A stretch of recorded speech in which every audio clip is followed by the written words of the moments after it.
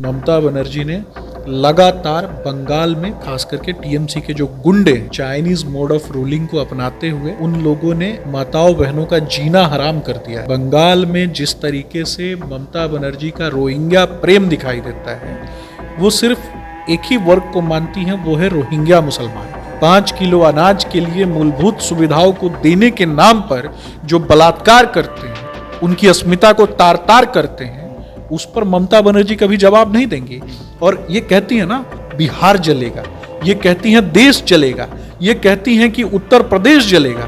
मैं कहता हूं कि टीएमसी के गुंडों ने अगर मां का दूध पिया है तो बिहार की चौहद्दी पे कदम रख के दिखाएं। बिहार में सुशासन की सरकार है और बिहार पुलिस इतनी सक्षम है कि टीएमसी के गुंडों को उनकी कब्रें बिहार की चौहद्दी पे खोदने का काम बिहार पुलिस बहुत अच्छे से करना जानती है। 26 वर्षों में 17,000 से अधिक डॉक्टर बना चुका बिहार एवं झारखंड के छात्रों के बीच विश्वसनीय संस्थान गोल। कोलकाता रेप मर्डर कांड तो आपको जरूर याद होगा, जहां पर एक अस्पताल में एक लड़की की निर्मम हत्या कर दी जाती है उसके रेप करने के बाद, और उसका आरोपी पकड़ाता है।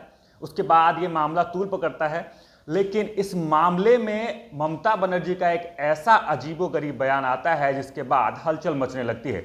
उनका बयान है कि वो संजय रॉय नहीं बल्कि संजय राय है और वो बिहार का रहने वाला है। सबसे पहले इस मुद्दे पे बात करने के लिए हमारे साथ हैं बीजेपी प्रवक्ता सुमित सतांग, से बात करेंगे। क्या ये इसको किस तरह का एंगल देने की कोशिश कर रहे हैं ममता बनर्जी? देखिए, बंगाल में हमेशा माँ, माटी और मानुष की बात होती है, लेकिन आज के परिप्रेक्ष्य में ममता बनर्जी की सरकार में न माँ की इज्जत है, न माटी की इज्जत है, न मानुष की इज्जत है। माँ, माटी और मानुष तीनों की इज्जत तार तार करने का काम टीएमसी के गुंडे कर रहे हैं। चाइनीज मोड ऑफ रूलिंग को अपनाते हुए ममता बनर्जी ने लगातार बंगाल में खास करके टीएमसी के जो गुंडे हैं, उन लोगों ने माताओं बहनों का जीना हराम कर दिया है। बंगाल में जिस तरीके से ममता बनर्जी का रोहिंग्या प्रेम दिखाई देता है, वो सिर्फ एक ही वर्ग को मानती हैं, वो है रोहिंग्या मुसलमान।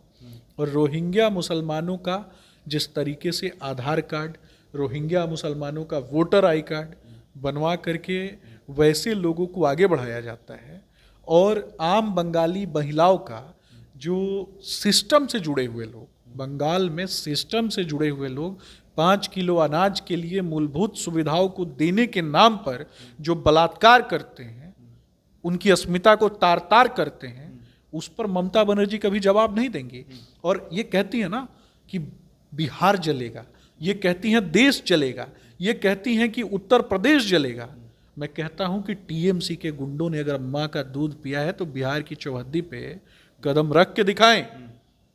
बिहार में सुशासन की सरकार है और बिहार पुलिस इतनी सक्षम है कि टीएमसी के गुंडों को कहीं ना कहीं उनकी कब्रें बिहार की चौहद्दी पे खोदने का काम बिहार पुलिस बहुत अच्छे से करना जानती है। लेकिन बंगाल के परिप्रेक्ष्य में और भी बातें निकल करके आती हैं, और वो बातें ये हैं कि जिस तरीके से आरजीकर मेडिकल कॉलेज में एक बहन के साथ निर्मम तरीके से बलात्कार की घटना हुई, उसके बाद गर्दन मरोड़ करके हत्या कर दी गई।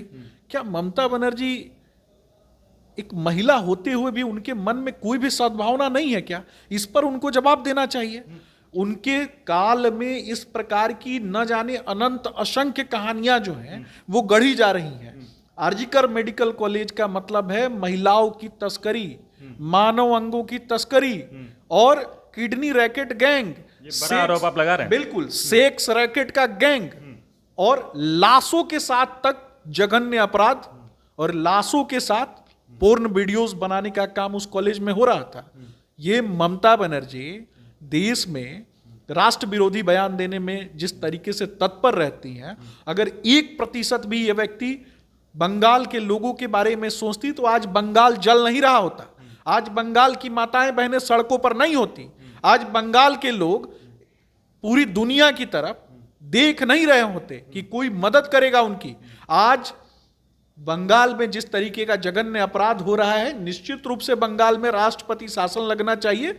देश की महिला राष्ट्रपति महामहिम ने इस विषय को संज्ञान में लेते हुए उन्होंने भी इस पर प्रश्न खड़े किए हैं और निश्चित रूप से आप देखेंगे, मुझे लगता है कि आने वाले समय में जो उनके पाप का घड़ा जो है वो भरने वाला है। क्या बंगाल सरकार इस रेप कांड जो हुआ है उस केस को खींच रही है? निश्चित रूप से ये कहती हैं कि संजीव रॉय नाम का व्यक्ति संजीव राय है, बिहारी बताती हैं। क्या बंगाल पुलिस इतनी नकारा है कि उस बंगाल पुलिस में काम करने वाले व्यक्ति के विषय में इनको जानकारी नहीं थी? इस पर जवाब कौन देगा? क्या ममता बनर्जी की पुलिस इतनी नकारा है, उनका प्रशासन इतना नकारा है कि जिस व्यक्ति के ऊपर उसके 3 पत्नियों ने पहले ही कहा कि ये व्यक्ति मानसिक रूप से कुंठित है, ये औरतों पर अपराध करने वाला व्यक्ति है, वैसे व्यक्ति को उसने नौकरी दी और उसके बाद उसको बिहारी बताया जाता है, बिहार के लोगों को अपमानित करने का काम किया जाता है।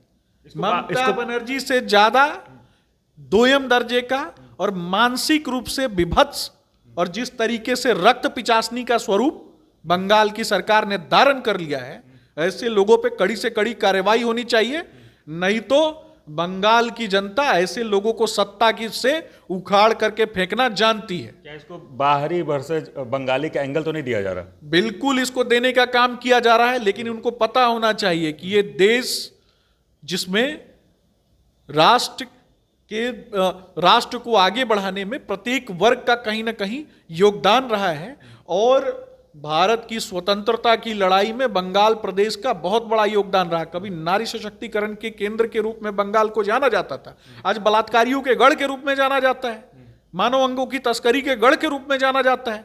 कोई भी बंगाली बहन वहां सुरक्षित नहीं है, कोई भी माता बहन वहां सुरक्षित नहीं है।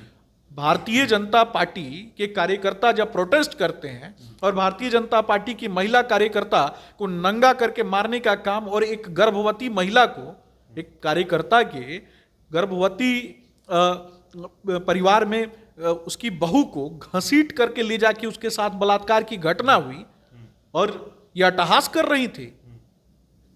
बहुत सारे पात्रों को आपने देखा होगा, रामायण में भी बहुत सारे पात्र थे, महाभारत में भी बहुत सारे पात्र थे और बहुत से निगेटिव कैरेक्टर थे। उन निगेटिव कैरेक्टर से भी ज्यादा जघन्य पाप जो है ये ममता बनर्जी कर रही हैं और निश्चित रूप से ऐसे लोगों का राजनीतिक नाश जो है वो होना तय है। एक आखिरी सवाल रहेगा कि क्या रेप आरोपी के मामले में क्या जात, धर्म या स्टेट में बांटना सही है? क्या ये जरूरी है कि स्टेट बांट दे, उसको सजा होनी चाहिए, इस तरह की बात ही नहीं आनी चाहिए? क्या इस तरह की बात सही है क्या? बिल्कुल, रेप का कोई भी आरोपी है उसके ऊपर कड़ी से कड़ी कार्रवाई होनी चाहिए, लेकिन देखने की बात है जैसे ही एक विशेष धर्म के लोग उस घटना से, किसी भी प्रकार की घटना से जुड़ जाते हैं, इंडी अलायंस के लोगों का विशेष प्रेम जाग जाता है। यह भी देखने की बात है। इसके अलावा मैं पूछना चाहूंगा कि निर्भया जैसा केस, हेनेस्ट क्राइम किसके काल में हुआ? दिल्ली में हुआ ना, दिल्ली के केंद्र में, और साकेत का वो इलाका जिसको दहलाने का काम निर्भया के आरोपियों ने किया और उन्हीं आरोपियों को, उसी आरोपियों में से एक व्यक्ति को इसी इंडिया अलायंस के नेता ने जाकर के आर्थिक सुविधाएं मुहैया कराई केजरीवाल ने। जवाब किसको देना चाहिए?